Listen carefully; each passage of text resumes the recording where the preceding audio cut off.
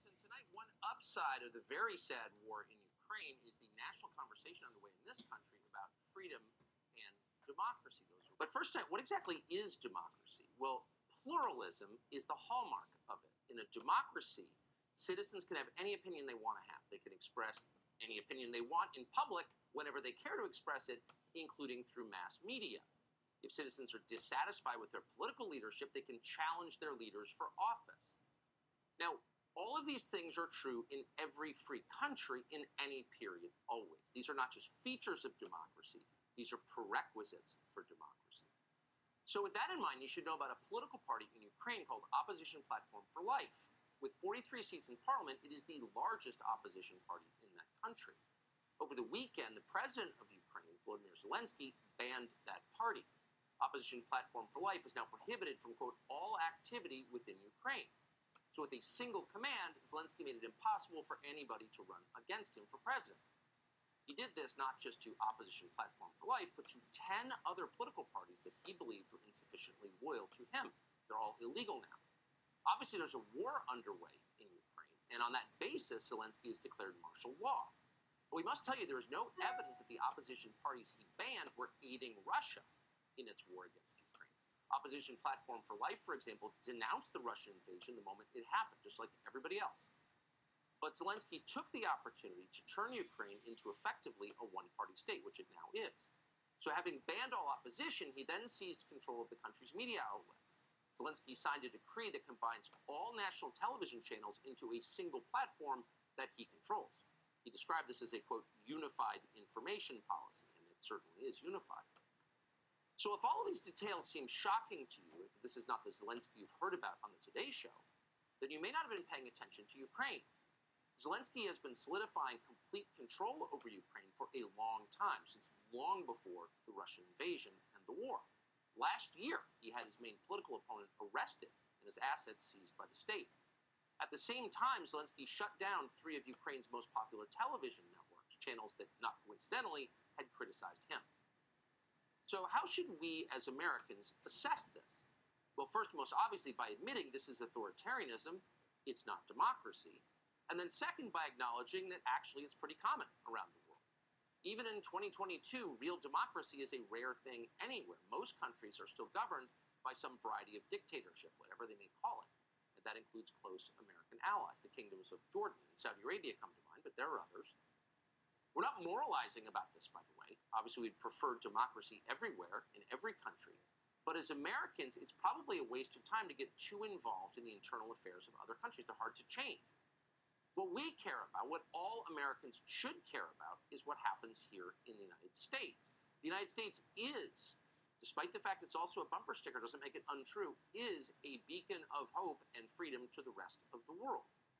How do we maintain that inspiring position? Not simply by sending people missiles, but by remaining free ourselves. The United States cannot be a beacon of freedom, of light in the world, if we are not free. So that's the first thing we do if we want to inspire and change the world, Ukraine included, is make sure that we stay free. And with that concern in mind, you should be very worried by your leader's response to what's happening in Ukraine, the growing dictatorship there. And that's the word for it. What's another word for it? If you have ideas, send it to us. On the very same day that Zelensky shut down opposition media and all opposition political parties, professional liar and Atlantic magazine pundit David Frum posted this on Twitter, verbatim, quote, Ukraine may be the first example in human history of a country that, under the pressure of war, is becoming more tolerant and more liberal. Right. So when you outlaw all criticism of yourself, that's called tolerance. It's called democracy. But don't take the word of a single Canadian warmonger propagandist. David Frum is hardly alone in telling you that. All of Washington is telling you that. Watch. So proud of President Zelensky and the courage that he has shown. And in Congress, we are trying to get the administration on board. President Biden is showing moral leadership, just like President Zelensky is showing moral leadership. He, of course, by his example, shows the kind of courage we all hope we can reach and provide at a moment of real testing. Government doesn't give us our rights. Our rights come to us from God, and government is just a shared tool to secure them. And you see that spirit, that American in Philadelphia 1787 spirit in Zelensky right now. So the man who just declared himself king is actually the world's newest George Washington. Okay. But you can be deeply concerned and deeply saddened, outraged by what's happening to Ukrainians without saying things like that. Because it's absurd. It's a lie. That's the word from Senator Ben Sasse of Nebraska, a Republican. And again, on one level, you can understand why people are whipped into an emotional frenzy when they talk about Ukraine. Why wouldn't they be? Russia's invasion of Ukraine was shocking. It was wrong. The suffering of civilians there is entirely real. We're watching it on TV. It's horrifying. So it's entirely natural to root for the Ukrainians to expel the invaders, and obviously we are rooting for them to expel the invaders, Russia. But just because what Russia has done in Ukraine was wrong doesn't mean you have to lie about the Ukrainian government. In fact, if you really cared about the Ukrainian people and all the people you just saw on TV, we care so much, you wouldn't want them to live under a dictator. So you'd be highly upset about what Zelensky just did.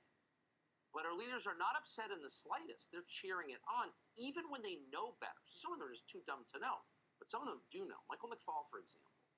He's Barack Obama's ambassador to Russia. Unlike shallow gas bags like Dick Durbin or Ben Sasse, McFaul actually understands Eastern Europe. He has lived there. He knows exactly who Zelensky is and exactly what he's doing. So here's his assessment of the Ukrainian government, not the people, the government, as of this afternoon. Quote, if Zelensky remains in power, Ukrainian democracy is preserved. That guy teaches at Stanford. But that's not true. So again, Ukraine was invaded by its neighbors, and we oppose that. We should oppose that. But that doesn't mean Ukraine is a democracy. It's not. And we shouldn't tell Americans it is, because that's a lie. We should tell the truth. But virtually no one is telling the truth. Everyone is lying. So why? Why is everyone lying? Why not just say, look, it's outrageous that Russia did this, and we like Ukraine better. We're going to support Ukraine. Fine. Why go the extra step to tell us that Ukraine is a model democracy when it's not at all? Why are they doing that? Maybe because Ukraine now has exactly the sort of democracy they'd like to see here in the United States. They hate to think that could be true. It's scary to think that's true. But ask yourself, play this word game. If they could find a, quote, national security pretext for it, a war, for example, do you think Adam Schiff and Kamala Harris or Mitch McConnell would pause for even a second before banning their political opponents for running from office in this country? Do you think they would hesitate before pulling this show off the air forever? No, of course not. They do it in a flash. Then they call it democracy. So maybe you're starting to conclude that these people love Zelensky not because he represents the Ukrainian people, but because Zelensky is exactly the leader they would like to be, with wildly expanded war powers to make everyone who complains shut up at gunpoint. Maybe that's what's going on. It seems kind of obvious when you think about it. Now, of course, we pray they never have the power to do any of that in this country, the last free country in the world. We should not let them do that, because freedom in America is not just important to us, our children and grandchildren. It's important to the globe. Again, we are the last free country. We must remain free. But in the meantime, a war is being waged in America's name with our money, so it's fair to ask how the side we are backing is doing. Clearly, there are an awful lot of heroic Ukrainian citizens. We see them all the time on television. We applaud them. We admire them. But how's the government doing? How is it behaving? Again, we have a right to know, even if state-controlled media in Ukraine won't report it, even if our sort of state-controlled media here downplays it, dismisses it. Here's a man called Gennady Druzenko. Druzenko is a medic in charge of a field hospital in Ukraine. He's appeared on CNN. In this clip, he casually announces that he has ordered the castration of captured Russian soldiers. Watch. Я своим врачам дал указание, всегда я был большим гуманистом и говорил, что как только человек пораненный, он уже не враг, а пациент. Но теперь очень жесткое указание всем мужчинам кастрировать, потому что это тараканы, а не люди. И поверьте, все врачи, которые всю жизнь спасали пациентов, русские тут будут умирать в большом количестве. Cockroaches, not people. Now again, that doesn't mean the broader Ukrainian cause is unjust. It is just. They were invaded. They have a right to fight back and expel the Russians from their country. And for the fifth time, we're rooting for that. But we're paying for this, so we have a right to know exactly what's happening. We have an absolute right to know. In fact, we have a constitutional right to free media. We don't have that. That video, by the way, disappeared. People on the internet managed to get a copy of it. You may hear it dismissed as Russian propaganda, just like Hunter Biden's laptop was, or the 2016 presidential election results in this country were. But it's not Russian propaganda. It's real. The man you just saw speaking has confirmed the video is authentic. He apologized for it. So murdering POWs is a war crime, so is castrating them. We're not shocked by this. This happens in a lot of countries. Ukraine is not unique. Atrocities happen during war. Every war. Always, no matter what the neocons may tell you. But this is a war that we are paying for. This is a war with moral implications. This is a war the White House is involved in at every level. So when the Ukrainian government does something, we have an interest in knowing exactly what it is and what it means.